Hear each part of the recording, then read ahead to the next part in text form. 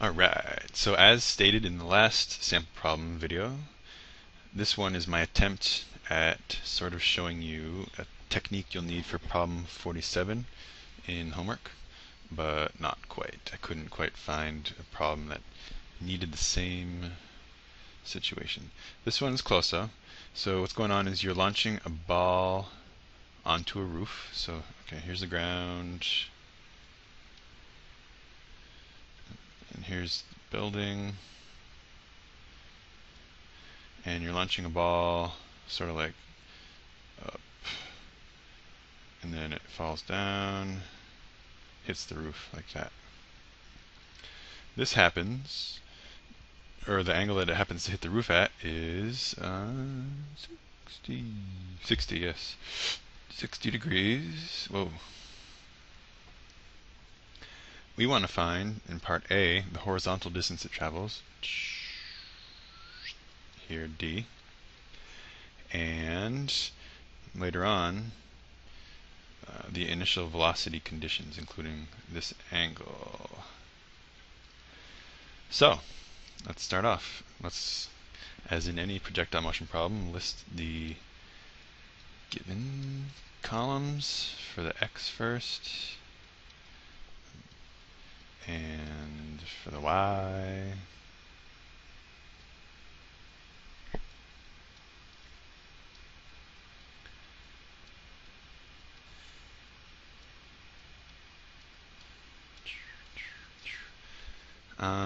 Define a direction of motion. Let's say up is positive, down's negative. Now, here's an interesting little thought. Since we don't know the initial velocity, or including its magnitude or angle, going this way is going to be a bit tricky. But, and if you read the problem, it says, see hint to problem 41. That hint basically says, do the problem in reverse. Projectile motion problems are reversible. Whatever motion goes on in this direction, the exact same thing would happen if the conditions are all the same in this direction. Make sense? And so that's what we're going to do. And because of that, we'll say that this way is positive to the left to sort of signify that we're going this way, as if someone threw it off the roof at an angle of 60 degrees. Oh, and I'm missing something. The height here is 20 meters. A little bit important. What else? Okay, so it takes 4 seconds to get up there, so that's straightforward. We just stick that in there. Oops. Need a number. 4 seconds. 4 seconds. And since we're going this way, our displacement is actually down negative 20, so we're going to say this is negative 20 meters, which makes this also negative 9.8 meters per second squared, because down's negative. Now, in problem 47 of your homework, you're going to want to do this. Say that this is the initial velocity times the cosine of the angle, which in this case appears 60. And this is the initial velocity times the sine of 60. Where did that come from? Well, let's draw the velocity vector initially. It's going up at an angle of 60. But it has so this is v initial. This is v initial. I know something. I'm mixing up initials as I and 0. Sorry about that. I should probably stick with 0, but whatever. You get it. So this is initial in the x direction, and this is initial in the y direction. So as you can see, the x is adjacent to 60, so that's cosine, and the y is adjacent to, is opposite the 60, so that's sine. Now, and we have enough here to solve for. Actually, we have enough over here. We have enough, plenty of givens. We have the displacement, we have the acceleration, the time. So with these three givens, we can find any other one, which this is the one we want to find. So we have enough to find v initial. In problem 47, that's not the case. You'll have v initial cosine whatever the angle is, v initial sine whatever the angle is, and neither side has enough givens to find v initial just from one column, either the x or the y. So what you'll end up needing to do is make a kinematics equation from the x that has two variables in it, make a kinematics equation in the y that has two variables in it. One of the variables in each will be v initial, and the other will be, if I remember right, probably time, because time is what links the two equations together. And then you'll do a system of equations, or simultaneous equations, or whatever you call it. So you set both equations equal. What I do is solve both for t, and then set them equal to each other. So you have an x equation that's solved for t in terms of v initial. You have a y equation that you solve for t in terms of v initial. Set those two equal to each other, and that eliminates the t variable, giving you, allowing you to solve for v initial. So there's my hint. Sorry that I just spoke and didn't really write a lot. If that's not clear, you can either rewatch it, that little segment of the video, or ask me in class or some other time. But just to finish off this problem, we do have enough. So it looks like we got enough to use maybe this kinematics equation here, delta y equals v initial y t plus 1/2 a t squared. Negative 20 equals v initial y times 4 plus 1/2 negative 9.8 times 4 squared. Do a little bit of algebra, and v, oh, I forgot something. Let's do one more step. So instead of writing everything over, I'm just gonna,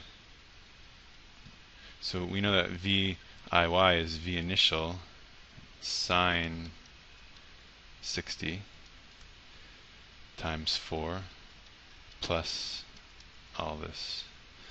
So now we can solve for v initial, and that turns out to be 16.9 meters per second. So that goes here and goes here. Once we have that, we can find Vx easily. Vx equals delta x over t.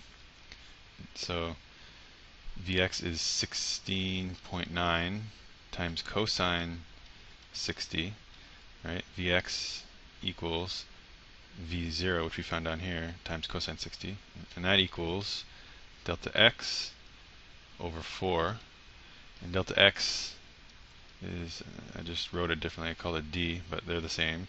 So you solve for delta x, and you get 33.72 meters. So that's the answer for part A. Right. Yep. And from there, part B is asking what the velocity is down here, including the magnitude and direction. So what we'll want to do is assume now that we're looking for v final. So let's just draw what the velocity vectors look like down there. We got v final is going down at that angle here. With the ground, it's going to make this angle. It has an x component going this way. Vx. This is v final here. This hypotenuse. And then the vertical component we'll call vy. Those are both final. So Vx never changes, right? That's the whole thing about projectile motion, is there's no acceleration in the x direction, no force in the x direction to cause an acceleration.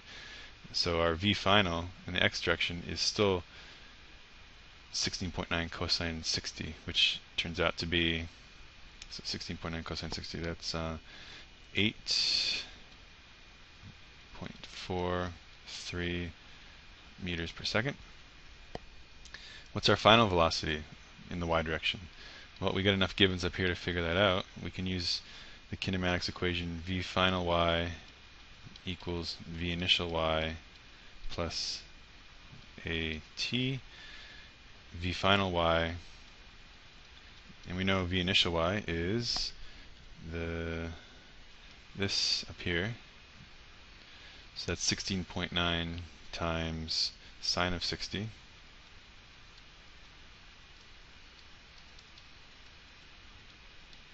plus negative 9.8. Down is negative, remember. Be careful with that. And it still takes the 4 seconds to get down there. So v final y equals negative 24.6, and the negative should not surprise you because it's moving down. Meters per second. That is this leg. So the hypotenuse, or the resultant magnitude, is the Pythagorean of these two. So we'll just say v final is the square root of vx squared, v final x squared, gross, plus v final y squared. That equals the square root of 8.43 squared plus, don't really need to write the negative because it's gonna, the square is gonna get rid of it, but just to be clear, I'll do it. And so that's 26 meters per second. What about the direction? That's the magnitude. We need direction. Well, we'll do that up here. This angle here is tan inverse of opposite. So the opposite of this angle, if you were to extend this triangle out, would be the vertical component, Vy. So that's 24.6.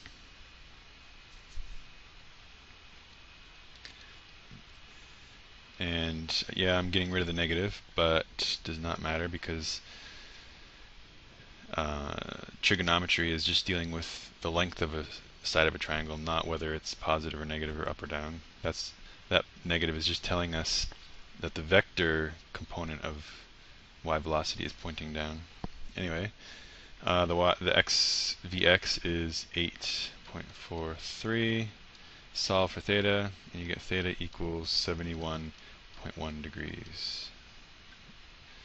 So these are the two components of your velocity vector at the bottom here, which really, actually, is the initial velocity. And the problem is asking for the initial velocity. We're really launching it from down here, so even though we treated it as the final velocity, that way, motion this way and motion this way are the exact opposite of each other, the exact mirror of each other, so this is actually also the initial velocity. Alright, just a few more problems. That's it for projectile motion. The next one is circular motion, and then we got a couple of gross relative velocity problems. That's always a tricky topic. Okay, talk to you later.